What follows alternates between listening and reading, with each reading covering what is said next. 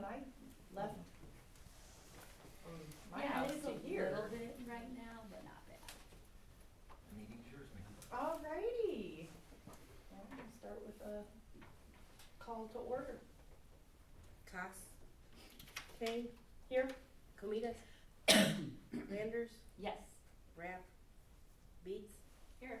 Schrader. Yes. Okay, pledge of allegiance. I pledge allegiance to the flag of the United States of America and to the republic for which it stands, one nation, under God, indivisible, with liberty and justice for all. And I have a motion to approve our regular meeting agenda, please. I move to approve the regular meeting agenda. I second the motion. Beats. Here? Or yes, sorry. No. Schrader. Yes. Landers. Yes. Kane. Yes. I said yes to the attendance. All right, consent, do we have visitors or public comments? I don't think so. No, okay, wonderful. Consent, agenda, motion to approve our consent agenda, please.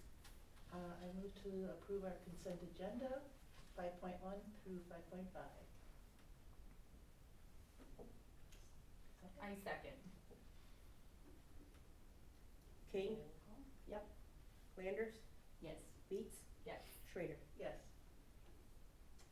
Awesome, that's a lot faster than saying all those. Good job. Way to drive some efficiencies into this. All right, number 6, informational items, FOIA requests. So we've had an ongoing FOIA request with Smart Procure since about October. It's kind of a national-wide database search that they're trying to put together. So I think we finally satisfied what they're looking for. So outside of that, nothing. Okay. Administrator reports. Just a couple things before we get to our presentations. Don't know, I know that Brenda did, but if you had a chance to look on their YouTube channel, I think it was last weekend, I did a spot on WGLC. Yeah. And Sunday morning. Sunday morning spot, and it was super fun. I think it was really informative. I had a lot of really positive feedback all through the week on it. So if if you ever get bored in the car, just pull it up on their YouTube channel, and give you a little something for your windshield time. Also, in exciting news, our committee met again, and we're going to go starting in August. We're going to go universally with a single communication platform across all of our classrooms with Aptigee Rooms. Aptigee is the app that we already have, and so it'll just be another button on your app. The conversation back and forth with your teacher, whether it's just you or with other parents in that group, looks and feels just like a text message. You get notifications that way, and so it's a single platform. It drives people to our app that's already there, and so we're super excited about it. It's going to be really good. Is it just classroom based, or are outside activities also going to? It'll be for all activities as well. Yep. Have any teachers gotten to trial it or? So we can't really, because it's so robust that it actually ties into all of your databases. Mhm. So to set it up in the first place is a monumental effort, which actually turns out to be a good thing, because that's how it pulls all of its data and makes it user friendly and makes it so complete. And so yeah, but we definitely did our due diligence. Lots of presentations and lots of conversations. So When do you think that will? roll that out in August.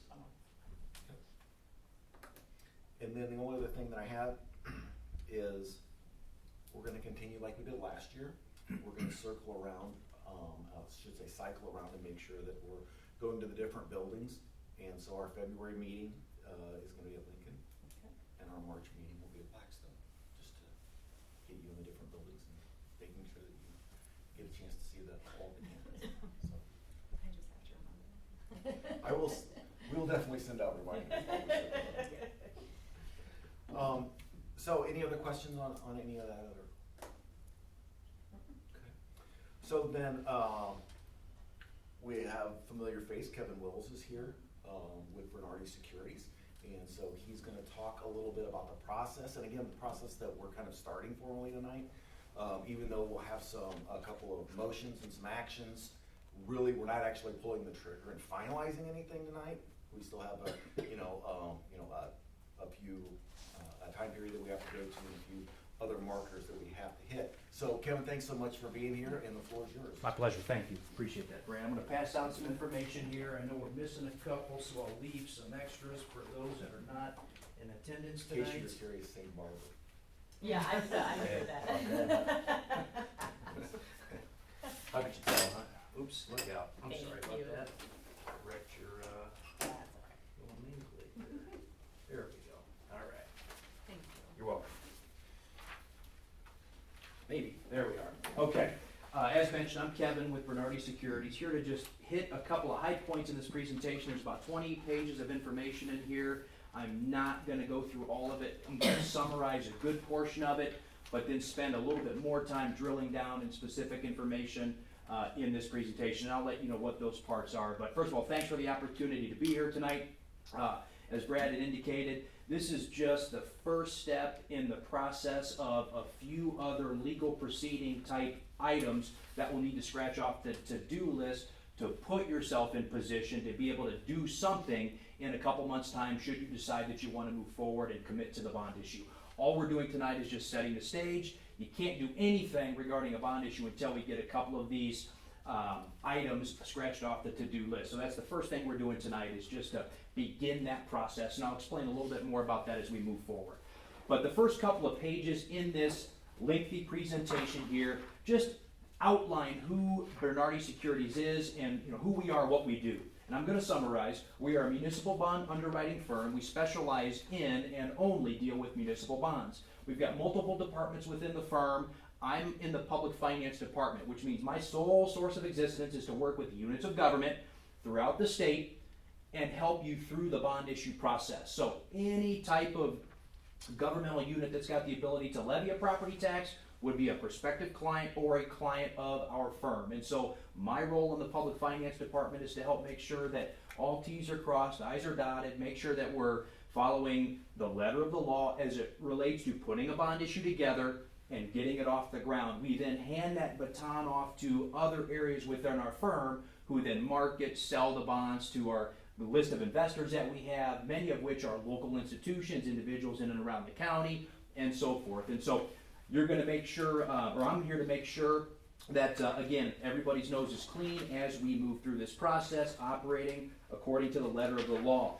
Page 5 in here, if you want to jump ahead to page 5, 6, and 7, we're pretty proud of this. Bernardi's been doing, we've had a public finance department. We've been in existence since the mid-1980s. We are one of the lead underwriter in Illinois as it relates to bond issues, as listed on page 5 there. So you can see that, looking back the last 5 or 6 years, we've done almost 300 bond issues, 280. And so year in, year out, we constantly rank at the top of the list in firms across the country that underwrite bonds in the state of Illinois. So we're very proud of that. If anybody's wondering what our experience is or who we work with in this local area, you can look at page 6 and 7. In the effort to save on trees, I left a lot of folks off this list. We work with many other folks in the area, but you can see here on page 6, we've worked with the city of Mendota for many years. We've worked extensively with the high school for the past several years, as well as many other school districts in LaSalle County, as well as Bureau County. I left Princeton off the list, no offense to them. Again, I'm just trying to save on some paper here, but we also work with Princeton down the road. So And Kevin, you're a statewide agency. Yeah. Do you have an office that's fairly local to us? Peru. That's So local. Peru's pretty local. Yeah, we can't have an office in every single community we work in, but we have had a Peru office since 2008 or 9, I believe. We're headquartered in a suburb of Chicago, Northfield. We've got an office in Peru. I work very closely out of that office from time to time with my colleague John Vizzetti. And then we also have an office down in the metro St. Louis area to cover that southern Illinois tier of the state in O'Fallon. But again, page 6 and 7 shows a number of folks that we've worked with in LaSalle County. And so we've got a tremendous amount of experience. And what that means to you is not only do we work with a lot of folks in the area, we have many relationships that span multi-decades with banks that have a footprint here in LaSalle County. Bureau County, Lee County, etc. So when it gets to, you know, for example, on page 8, 9, us actually underwriting and marketing the bonds, it's important that you work with a firm who has a history and good reputation in selling bonds to prospective purchasers. So on page 8, it talks about a scope of services. I'm not going to really drill down too much on that. Suffice it to say, I'm going to be holding your hand through every step of the way. Most of my interaction will be behind the scenes. You won't see much of it. It's going to be myself working with Mr. Cox through the process of issuing bonds. You'll see me from time to time at the board meetings, but there's a lot that goes on behind the scenes that he and I and the administration will deal with day in, day out to make sure that, again, we put this bond issue together and we put it together correctly. Page 9 just talks about some of the ongoing service that we provide. If there's a need for continuing disclosure undertakings and so forth pursuant to federal securities laws, we will assist you with that moving forward. Page 10 talks about our distribution. That's just how we market and sell bonds. We do our best to take a best foot forward approach and saturate and satisfy local purchasers. So again, folks that have and know exactly and specifically where Mendota 289 is at. So we want to make sure that we're doing everything we can to try to offer these bonds locally and keep them in this geographic area. But in the event that we can't, or we exhaust that market and we have to go elsewhere, we can go coast to coast, border to border without any issues in terms of getting rid of and selling bonds issued by the district.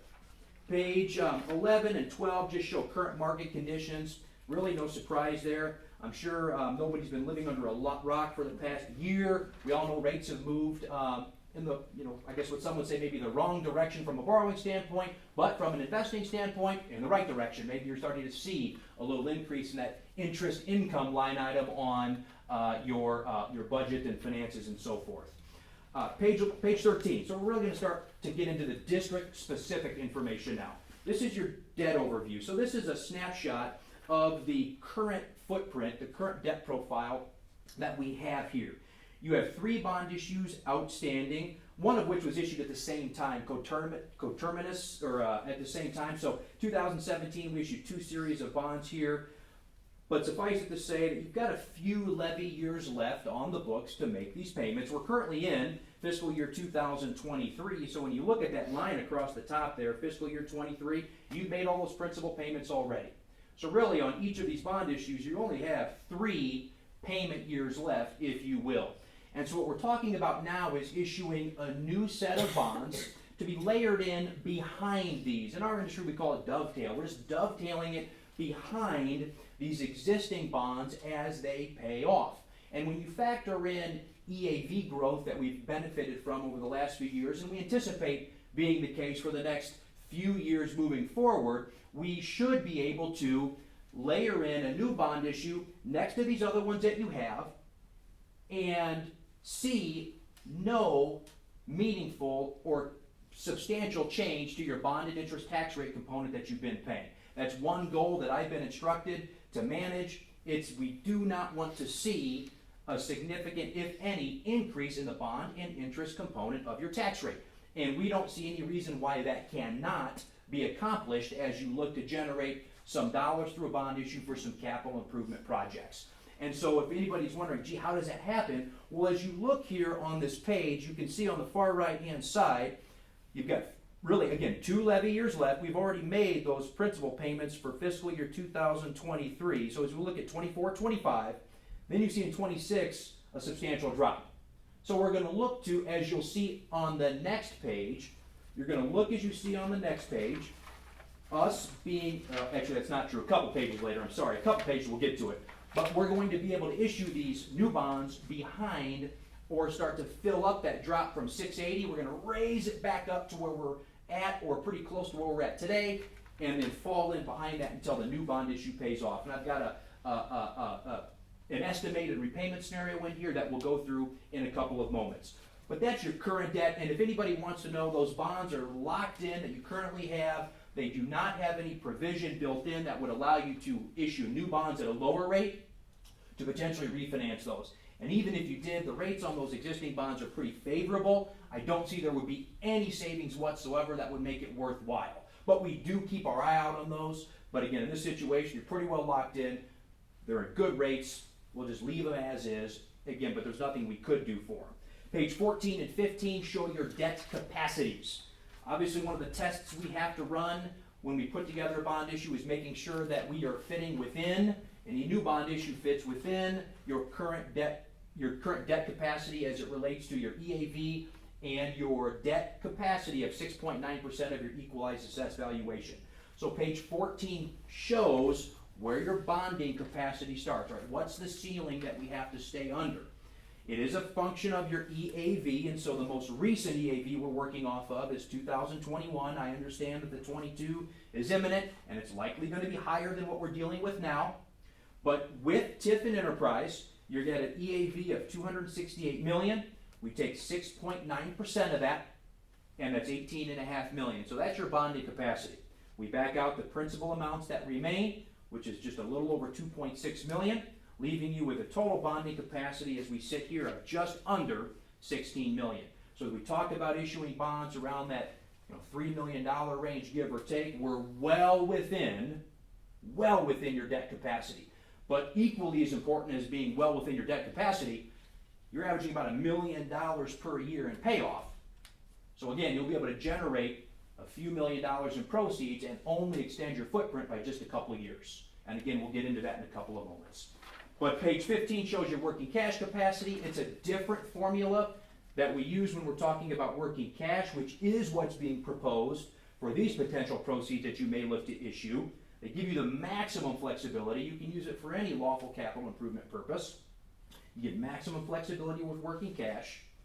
But this shows here that you've got about $4 million in capacity. Again, I'm not necessarily going to walk through the formula line by line. Your total capacity is about $9 million, $9.5 million. We got to back out what's currently on hand in your working cash fund. So if we leave all the money in your working cash fund, it means you can issue approximately $4.2 million, give or take. So again, when we're talking about potentially issuing around that 3 mark, give or take, we're well within that capacity. Okay, any questions so far? I know I moved through some of that relatively quickly, but any questions that have come to mind or that you've jotted in the notes there in your margin? If nothing, we'll move on to page 16. So this is a estimated or hypothetical repayment scenario that we put together here that shows what a bond issue generating around $3.1 million in proceeds may look like as we try to target, again, a no tax rate increase for the bond and interest fund. So as we look at this chart here, we've assumed maybe generating these proceeds around early to mid-April. That's flexible. If you don't need it that soon, we can always back that up some. It's going to be hard to increase it or accelerate it given the timeline that we have to follow and a couple of more legal proceedings that we have to accomplish before we can actually lock something in. So we picked April, mid-April or so as an estimated date. As we look here and talking with Mr. Cox as we've gone through this, we've built in a couple of assumptions in here, and a couple of those assumptions pertain to the estimated equalized assessed valuation for the district. So as we look at this here, I want to focus the first on the far right-hand column where it shows your estimated bond and interest tax rate, 41 cents. That's currently where you're at. So the tax year 2021 levy that was extended and collected in 2022 was approximately 41 cents.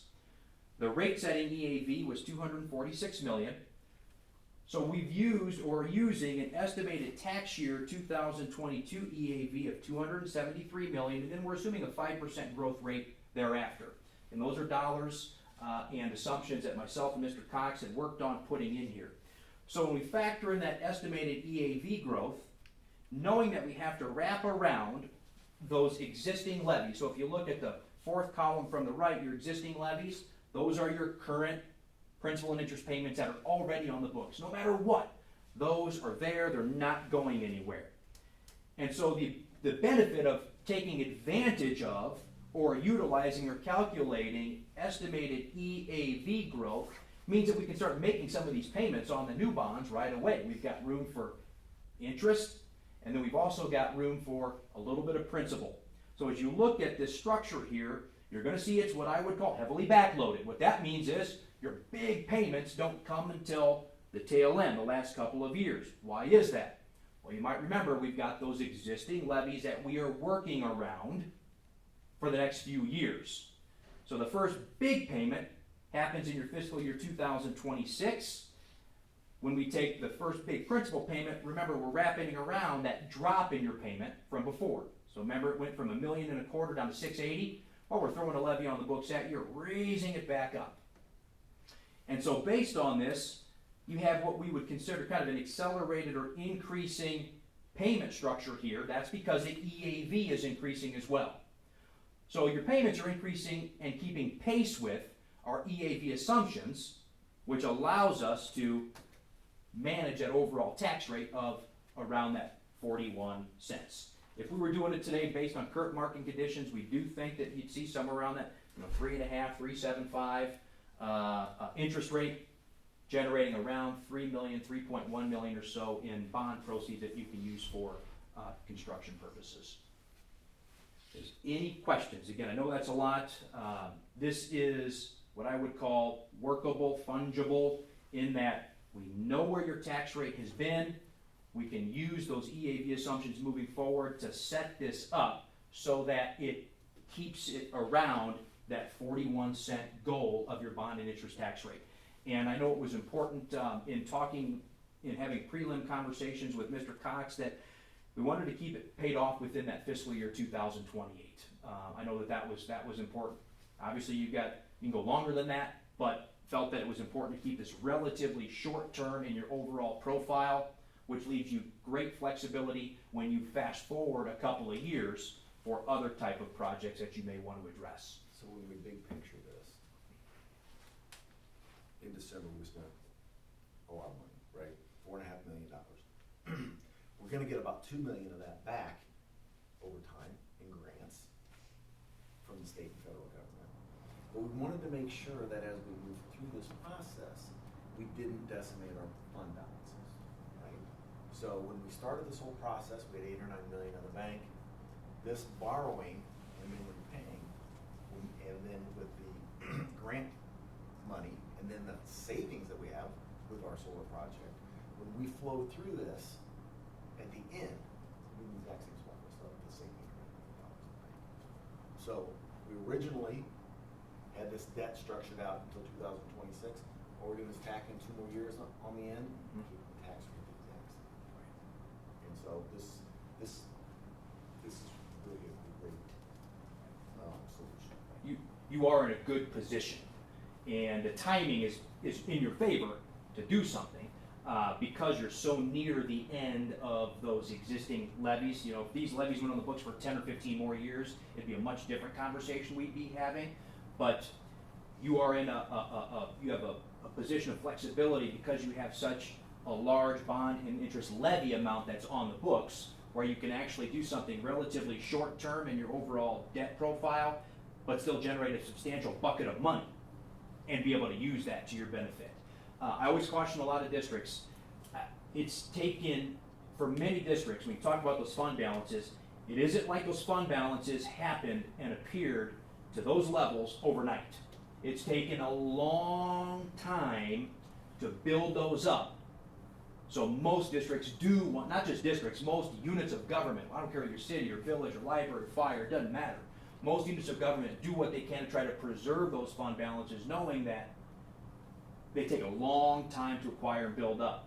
I've been around in this business since 2006 or 2007, and I've seen districts live through some very lean and hard times to where those fund balances weren't there, and you were relying heavily on prorated state aid and dollars, and you were bleeding red. So again, to be able to preserve those and still generate dollars for capital improvements is a good position to be in. I was gonna ask, just for a learning perspective, how did you and Brad come up with, like, you were talking about the EAV assumptions, like, how does that process work, or what are you using to? So the last several years, so I'm gonna say in recent history, our EAV growth has been a little bit over 5% a year. Okay, so that's kind of been what we've seen over the last 4 or 5 years. And if you'll recall, there's a big jump this last year. That's why you see that if you go from 246 to 273, that's more than 5%. That's more like that 11%, but that's because that TIF rolled off. Yeah. And so that That 273, the big increase, that's actually a pretty solid number. That's not really an estimate. Those are calculations we've already gotten from the Right, county. okay. And then moving forward from that, it's just looking back at the historical growth that the district has seen and just coming up with that. And coming that's up with pretty that. common, like It when you is. put these together, It is. to go by that. It is, method. yeah. I would probably be a little bit more concerned if we were running at 5% growth out 20 years. Right, But since it's so short term, and we've seen that in the last few years, it's a little bit, I'm able to stomach it and be confident that that's reasonable for the short term. But again, if we're talking about a 20-year growth, I'd probably, it's hard to Tone- see that far. right, I'd probably tone that down a little bit. And even that's flexible. If that makes a little folks, if that makes you squirm a little bit in your chair, you back that down to 3%, 2.5%, and something more conservative. And given the short-term nature of this, if we backed it down a little bit, it really isn't gonna change the overall outcome that much. Might just drop a few $1,000 off the bucket of money we'd be using, but that's where we pull it from. We didn't just throw in a number, we just didn't throw a dart Well, at I it. didn't think you did. Yeah, but but I just it's good to don't know. It's good. like what your process for doing Yeah. this is. Just put a blindfold on and walked up to Yeah. the wall and pointed, 5%, that's what we use. There you go. No, yeah, And this then, historical. and you said something about like the interest right now is pretty good on our existing ones. Is The interest that- rates. Yeah, that's what Yeah. I mean. So, Yeah. like, is that kind of something that we're looking at good for right now, like locking in something with this, or? In the short term, yeah, and so, So would that rate be locked in? yes, Oh. yes, it would be. Yeah, it would be locked in. And generally speaking, when you issue bonds, and this is nationwide, this isn't just an Illinois-specific thing, but when you issue bonds, you're essentially, the people that, the investors that are purchasing the bonds, you're entering into an agreement with them that generally says, at least for the first 10 years, you're locked in. Anything beyond that may have a prepayment provision or a refinanceable type provision where you could exercise that. But anything less than 10 years, you don't really have that, which is why the existing bonds don't have that. Those were relatively short-term in nature as well. This would be the same. Bonds will be issued in a very, the bonds will be issued and they will be issued competitively in the market that we're in at the time we issue them. And again, I don't see rates in the short term really coming down substantially in the next That was few gonna be my years next question. to really make it worth waiting and Right. seeing. Again, if we were talking about something maybe 20 years, maybe we'd give it a little bit of time, but knowing that these will be paid off in a few years' time, I don't see a whole lot of change in the short term between where we're at now and where I think we'll be then. Good question. So again, just the next page is, I think, if I look ahead, here's a bunch of yellow there. Oh yeah, that's the timeline. So that's just an estimated timeline. Again, that's flexible, but this just shows in yellow what board action items really need to be taken in order to be in position to do this bond issue. And the first one on there is passing a resolution that starts the process. When you talk about issuing working cash, you've got a few legal proceedings under state statute that have to be followed.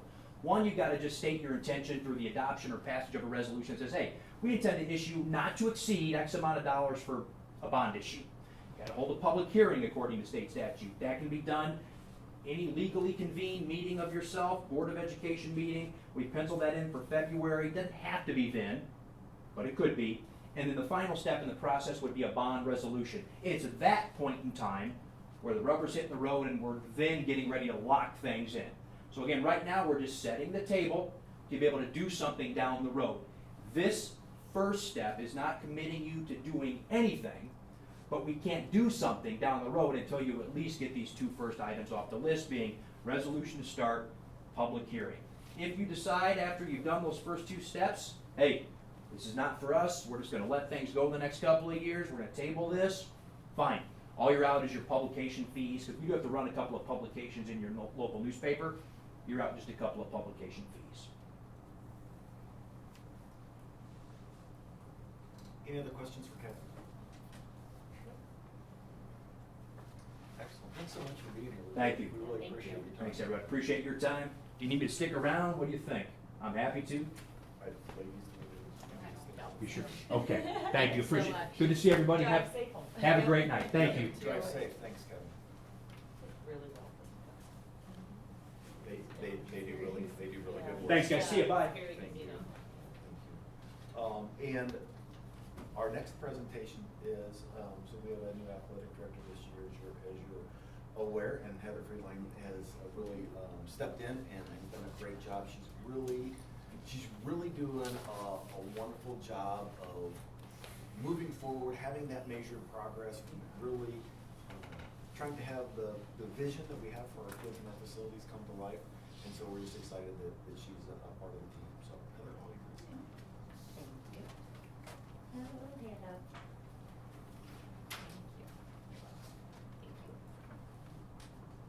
Sure, thanks.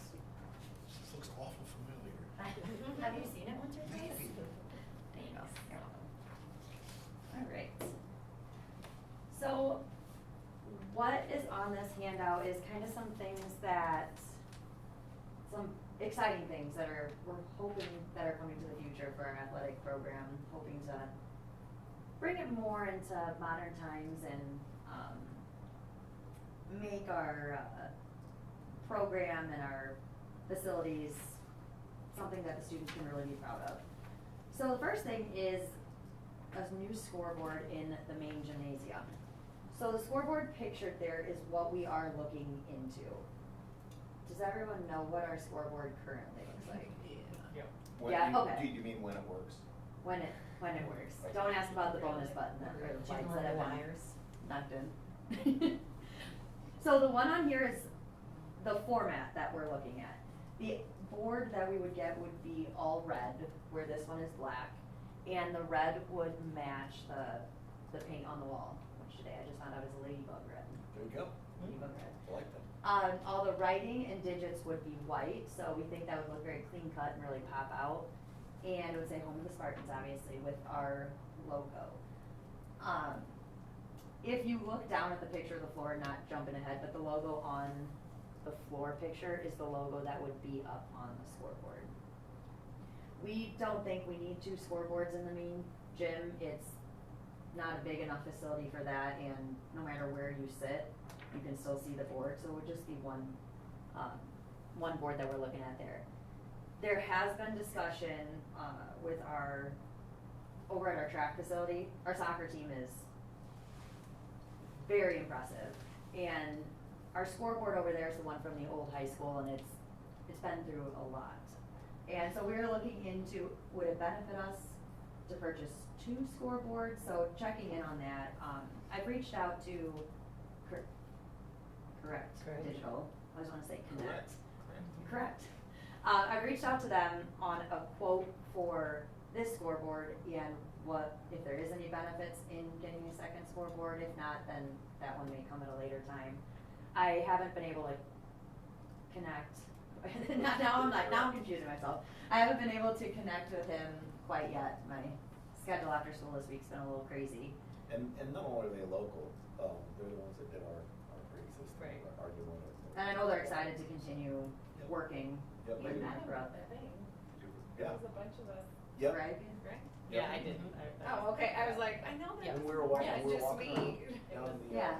down in the, They were nice. Was that the one in the afternoon? no, it was when we were walking around the exhibit hall right at the end. Right, at the end? Yeah. Oh, Yeah. okay, Yeah, that was the very one, cool. right, That was they very were, cool. okay, okay, I do remember them, Yes. yeah. Yep. Yeah, so that's them. They did say that they would like to come over and meet and discuss some things and look at the coloring and the layout and everything, but yeah, I'm excited for that. Yeah, so not only is our gym obviously a spot for a lot of visitors come to, but next year, We are hosting a conference next year. with all of the different conference events, we'll be hosting, and so we need to make sure that, Yeah. you know, I don't wanna skip ahead, you can start, with the floor. Okay. That's a part as well. All right, the floor pictured there, and Brad's been the point guy on the floor project, but this is what we decided on, for the layout. Again, red matching the paint on the walls and everything, so everything's gonna be, it's just gonna look really fresh and clean and matchy and very Spartan-like, I guess, all red Is and it gonna be white. a light hardwood floor? It's inside the 3-point line there is going to be a darker stain, and then, Okay. yeah. Cause it's really dark right now. Like It's very the- yellow. Is You know what what I mean? It Like is it's- yellow, so that'll all come up And and it's it'll been a go. while since it's been, So Yeah, I think a wood gym floor, has a solid veneer on it. And to keep it in good health about every decade, you have to shave a layer off. And so a gym floor has about 50 years, if you shave it once every decade, has about 50 years worth of life in it. So after it's been more than a decade since ours has been sanded down. And what happens when you don't sand it down is then it gets dead spots in it. You have different. there's some random nails popping out of the Random floor. nails pop through, so you have to really take care of it, and so we're overdue. We'll get it sanded down, and then we're pretty sure that after we have this sanding, it's still gonna have 2 more sandings in it. So, it'll be 25, 30 years before we have to do a complete replacement. So will a sanding like solve the problem with the dead spots? Yep. Cause I'm not a Yeah, gym 'cause- floor expert. Yeah, because they go in and do that at the same Okay. time, yep. Okay. Yep. Yeah, I've heard about the dead spots too, and I was just wondering like, What does that mean, dead spot? I don't even know what that means. So like, when you drop the ball, it's supposed to point right back Right. up. If you drop the ball, it only, it only So comes back up. you'll see it in basketball games, kids will be dribbling and they're doing, all of a sudden the ball just like, doesn't bounce just back. doesn't Doesn't bounce bounce back up. Yeah, That might be kind of fun for. A conference, yeah. Problematic. unless we know where the dead spots are and. Use Like, home field That advantage. is home court advantage, literally. We didn't say that. I think that's, the floor, we're not gonna extend the wood towards, under the bleachers. Correct, but we'll figure out something Right. to.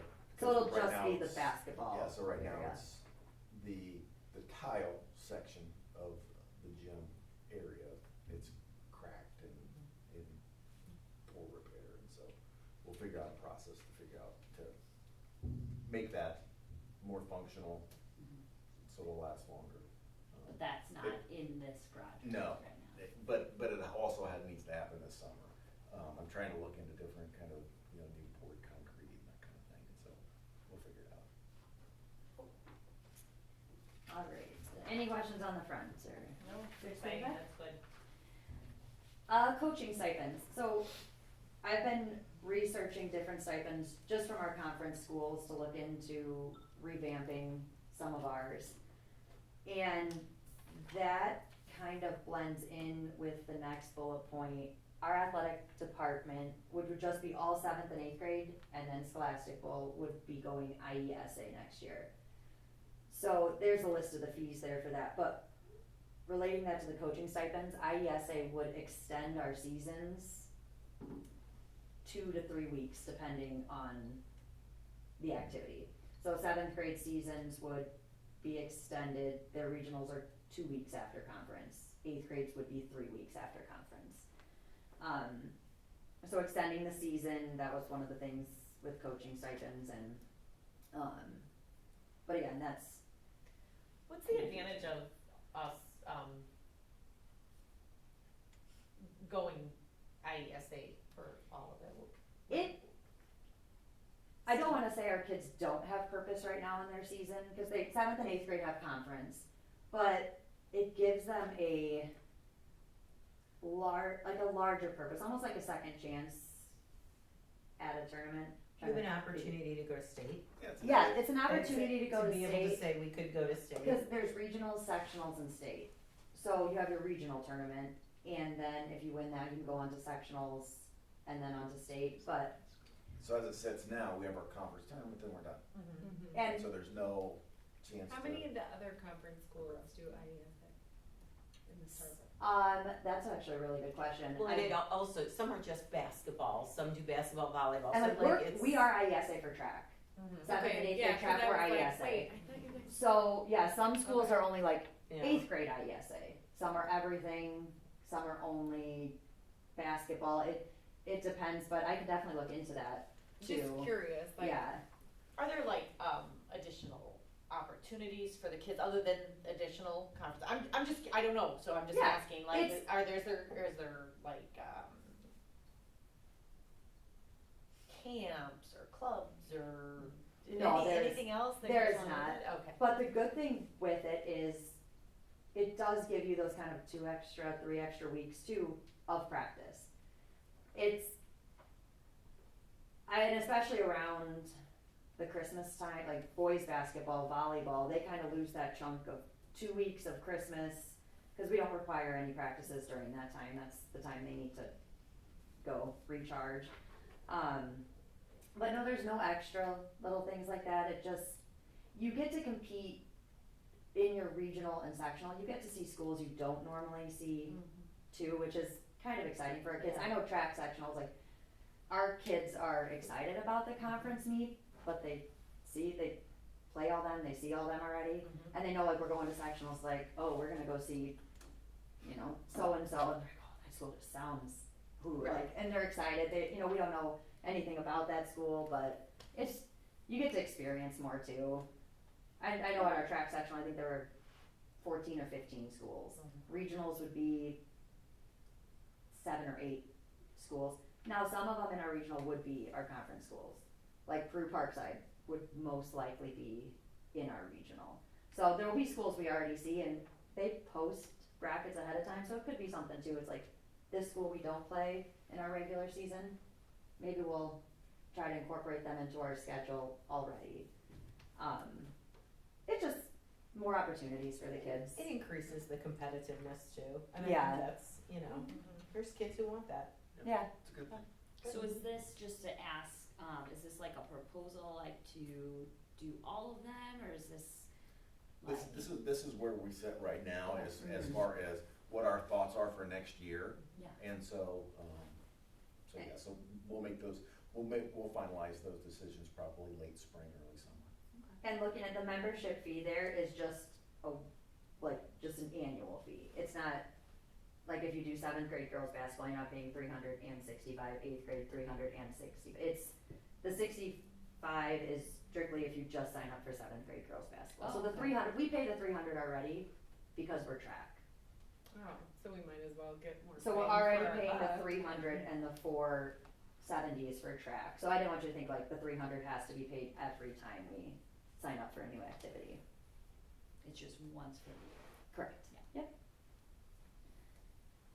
Alright, on to the bottom, 6th grade girls basketball. We do not have 6th grade girls So basketball excited here at to see North Park. that. I thought that was so weird for so long. And there's not many schools anymore that don't have 6th grade level of anything.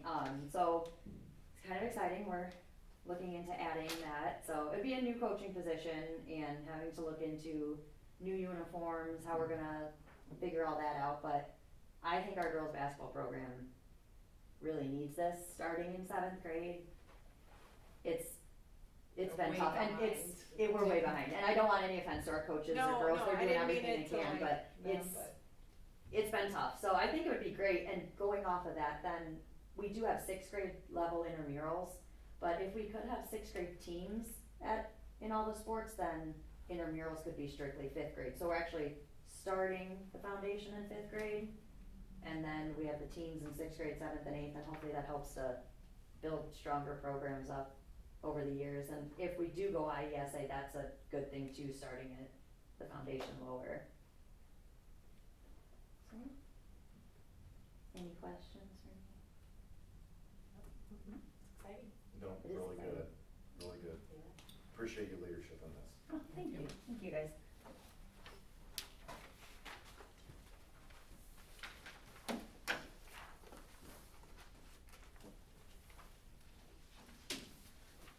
Awesome, okay, then I believe we, didn't have any committees, reports, anything like that, No, ma'am.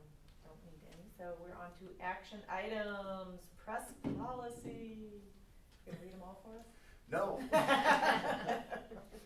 No, and I had no one, call with any concerns about anything, so I think we're good.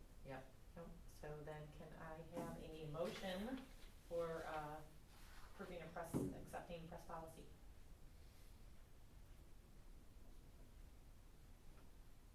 I move to approve press policy 110. Do I need to say anything else besides that? That's it. That's great. I like a second. You need Holly here to like read all this stuff. I know, I get She's like nervous. the person that. Okay, So we had a second, I believe. Yep. We had a second. Yep, so roll call. okay, Hi, Yes, Teresa. I'm sorry. No wonder you were looking at me. I didn't even hear my name. Beats, Yes. Schrader, Yes. Landers. Yes. All right. Is that Teresa? Yeah. Hello, ma'am. We're on action item 7B. District bond broker. So this is to approve an onboarding of Bernardi Securities as our district bond broker. Again, just the first step in the process, right? Correct. You're looking for a motion? Yes, please. I move to onboard Bernardi Securities as the district's bond broker. I second. Schrader, Yes. Kane, Yes. Komitas. Yes. Landers, Yes. and then Beats. Yes. All right. 7C, working cash resolution. So this is the resolution declaring our intention to issue but not exceed the bonds for working cash. So again, just to reinforce our declaration, Correct. not This is- doing it, Nope. this is just our declaration, okay? You got it. All right, so if I could have a motion? I motion, is that how you Yep. say it? Okay, Yeah. for the working cash resolution. That one has to be read Oh, differently. yes. Okay, resolution declaring the intention to issue not to exceed 3.1 million working cash fund bonds of community, school district number 289, LaSalle and Bureau County, Illinois, for the purpose of increasing the working cash funds of said school district and directing the notice of such intention to be published in the manner provided by the law. Second? I second. Beats, Yes. Schrader, Yes. Kane, Yes. Komitas. Landers. Yes. Alrighty, woo-hoo. 7D is our action item, to approve our administrator and cafeteria director contracts as presented. So those were in notes. Everybody had an opportunity, the job descriptions are listed there. Kristen, are we voting on that together, or is this just the cafeteria one? These are listed together, do we need to do them separately? The motion, the action item is to approve them together, but if we need to break them out, we can, I guess. It's the superintendent and the cafeteria? correct? No, it's the administrator, cafeteria manager, and, oh wait, Yeah. It's just oh, for it the is just, cafeteria I'm sorry, manager. it is just the cafeteria manager. It's, Okay. Why is it written No, like it's for the superintendent contract, the administrator contract, and the cafeteria manager. why is it? oh, you know what, I think that the reason is the documents in board docs, the same one got updated. Oh. So, thank you, Teresa. So we do, I believe we would need to approve them separately. Sure. Yes. Each individually. Sure. Okay, so let's start with a, motion to approve the administrator contracts as presented. And this is pending legal review. Position that is, when you make the motion? So this is the one for just superintendendent? And make sure that it's So- pending legal review. Okay. Yes, it's the superintendent one, Brad? Yes. Yep, Okay, before you make that motion, I haven't had a chance to touch base with all of you, a few of you, but if we want to, I don't know whether or not you wanna table that one and have closed session and review content prior to that. I just feel I like did we're- have some information from the lawyer chair. So, I haven't talked to you- you. so table it and review it in an executive session tonight? I would like to I feel like just put it to after closed session, so that way we can talk freely about the contents of that one before we approve it. Okay. All right, so we're going to, and do we need a motion to move that to after, As long as, executive session or no? just as long Okay. as the motion is only for the cafeteria director. Okay, then we're gonna look for just a motion to approve the contract for the cafeteria director as presented. Does that one also need Perfect. pending legal No. review? Okay, That's good. Oh, the cafeteria manager. yeah, Yep. as presented, period. So just that one, if we can make a motion. I make a motion to approve the cafeteria manager's contract as presented. A second? Second. So before we go into, Can we do roll call? closed session, oh, I'm sorry. Let's do roll call first. Okay, roll call. Kane, Yes. Kumitas, Yes. You are. Beats, Yes. Landers, Yes. Schrader. Yes. Before we go into closed session, Yes. I know Principal Daly had something that she wanted to, I just wanted to, didn't make the principal's report, but, Tuesday, June 6th will be 8th grade promotion ceremony at Mendota High School at 6 p.m.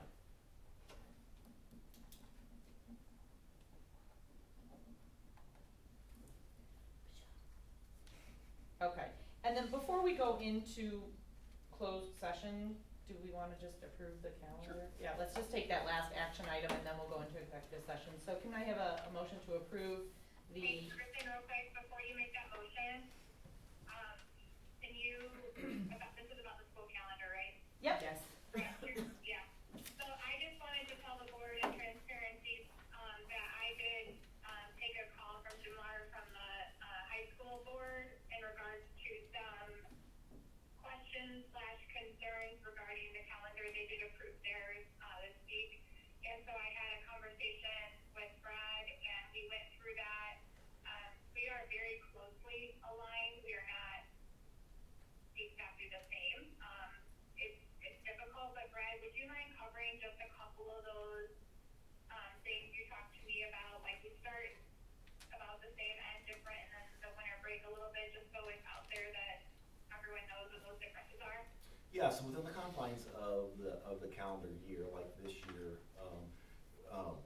very coordinated on when half days are, when different days off are. Really, the outliers are when we start school. So the last calendar that I saw, they were gonna start school the Monday after, Sweet Corn Fest, but with their teacher institute, but our teacher institute wasn't until a couple days later on that Wednesday. So we differ a couple days to start the school year, and then, over the Christmas break, the week before, we're not in session. They are out Friday, and their finals are that Tuesday, Wednesday, Thursday, of that week prior. So there's really only one academic day where they're in session, where we're out. So those are kind of the main differences.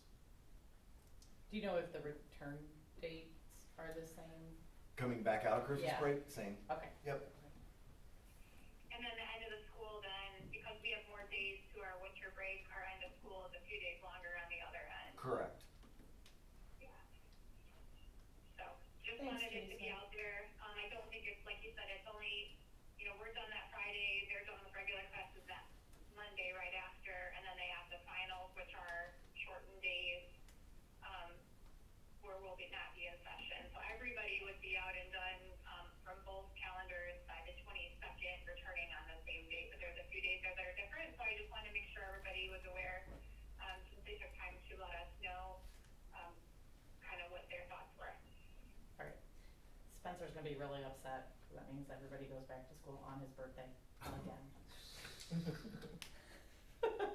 Does that help like the busing fee and stuff when There's our mental health calendars align better? It does. It's the more that our calendars can align, the fewer time bus routes that have to be run.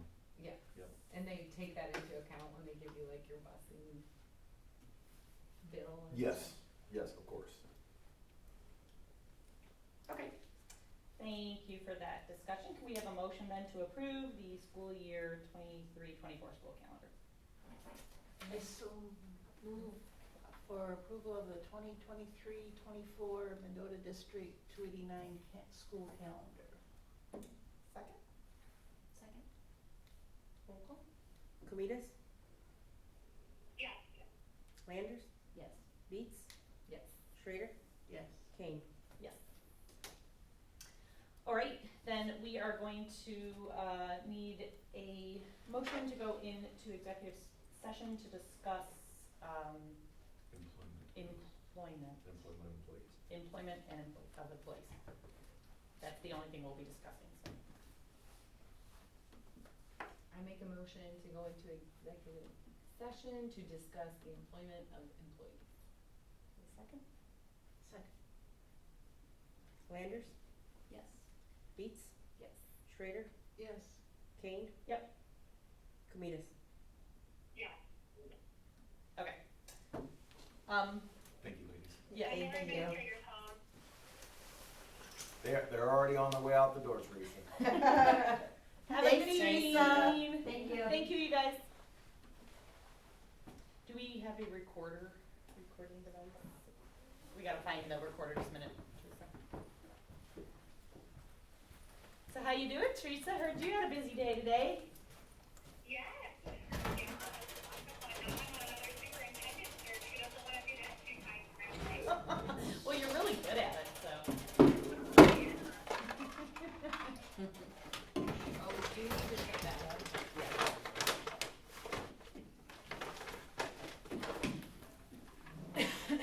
Oh, yes, thank you. It's on the top.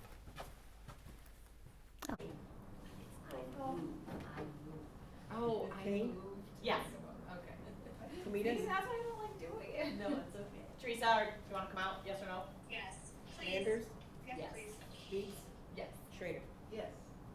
Okay. Alright, we are out of closed session.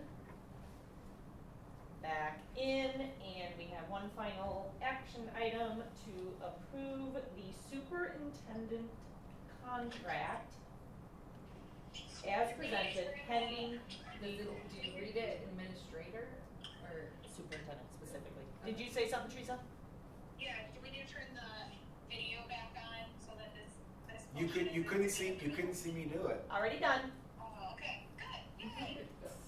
So we wanna specifically say Okay. superintendent. I would prefer we do that, if everybody's okay with that. Yep. Alright, I move to make a motion to approve the superintendent's contract presented pending legal review. second. Second. Roll call. Camitas? Yes. Landers? Yes. Beats? Yes. Schrader? Yes. Kane? Yes. I appreciate you, ladies. We appreciate you too, sir. I did talk to Holly ahead of the meeting, so to make sure she had an opportunity for questions, and she did not, and was also in agreement, so. It's a united front. Awesome. Definitely. Great teamwork. Alright, make a motion to, anything else?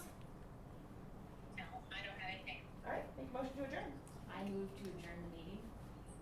I second the motion to adjourn the meeting. All in favor?